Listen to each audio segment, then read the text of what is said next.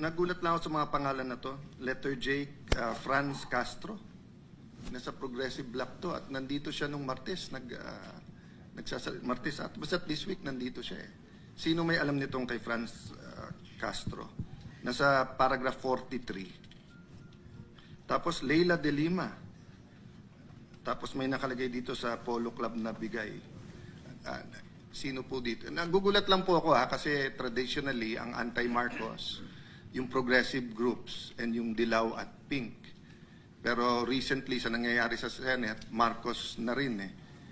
But biglang nandito mga pangalan nila. Again, that doesn't mean this is true. That's why I want to found. Sinong may alam nung kay Leila de Lima at saka kay Franz Castro? Mga kongresista. Si Franz Castro, Your Honor, laging ka-meeting niya nila Boss Saldico sa opisina niya doon sa Congress po at saka sa Townhouse.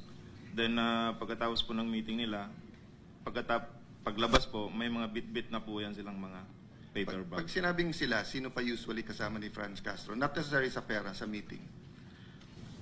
Yung babae rin yun, Your Honor, yung lagi niya kasama. Tatlo yan sila, Your Honor, kasama si Raul Manuel at saka yung isa pa. Si Franz Castro at saka si Brosas, Your Honor. Okay. How about yung kay Leila de Lima? Sinong may alam? Si Laila de Lima po, lagi po yan sa Townhouse. Ka-meeting po sila, boss. Then, pagkatapos po niyan, ganoon din po, may dala-dala na rin po yan. Kuwan yan, Your Honor, Quadcom hearing. Kailangan nating i-clarify muna, no? Kasi yung pagkabanggit nyo kay Congresswoman Laila de Lima, kasama siya sa mga congressmen ng 19 Congress. Hindi pa siya congresswoman noon eh. Bakit siya kasama rito dun sa listahan ninyo sa paragraph 43? Yan po yung, siguro po may lapses po kami dyan. Kasi, Your Honor, nung Napagkamalan nyo siyang congresswoman noong panahon na yon? nung congresswoman, nung panahon na yun, Your Honor, hindi pa po siya kongresista. Pero yung namimit na po kami ni Attorney Baligod, kung congresswoman na po kasi siya, kaya na sama po dyan sa mga congressman po. Kasi bukod sa kanya, itong tunay na mga congressmen na nilist down nyo sa paragraph 43, babanggitin ko na, salitaan nyo naman ito eh. Ito yung mga nag-deliver po kami mismo sa bahay ng ilan, sa HOR, at yung iba kinuha nila sa Unit 8 o Unit 9 ng Polo Club Townhouse, Forbes Park. Sila yung mga sumusunod. Benny Abante, Sia Adyong, Jose Alvarez. Dito binabanggit ninyo kung saan kinuha eh. Halimbawa, si Benny Abante, kinuha niya sa House of Representatives saka sa Townhouse. Si Sia Adyong, mga congressman po ito House of Representatives niya kinuha. Jose Alvarez sa Forbes Park House. Jojo Ang, Townhouse. Julien Baronda, Townhouse. Ace Barbers, Townhouse. Ching Bernos, House of Representatives. Arlene Brosas, House of Representatives, Townhouse. Franz Castro, House of Representatives, Townhouse.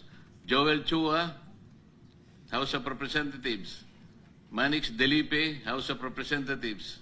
Ito nga, si Laila de Lima, Townhouse din niya kinuha.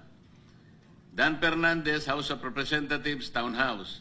Janet Garin, House of Representatives, Townhouse. Dong Gonzales, Townhouse. J. Konghun, House of Representatives at Townhouse. Jerbil Luistro, House of Representatives.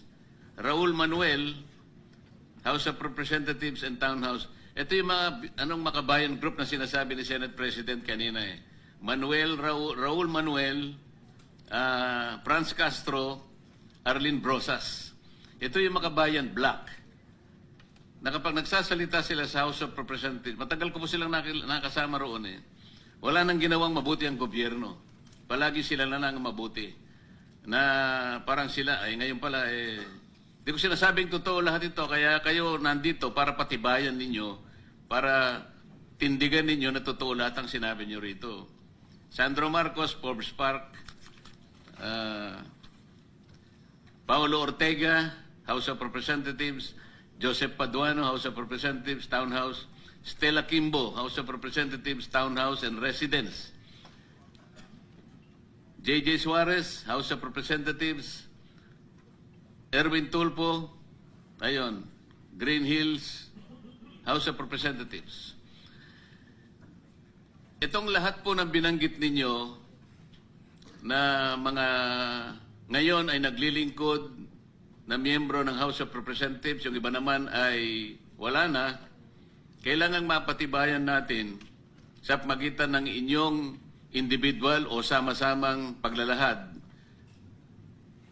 na tama lahat na sila ay nakatanggap sa iba't ibang paraan at iba't ibang lugar ng salap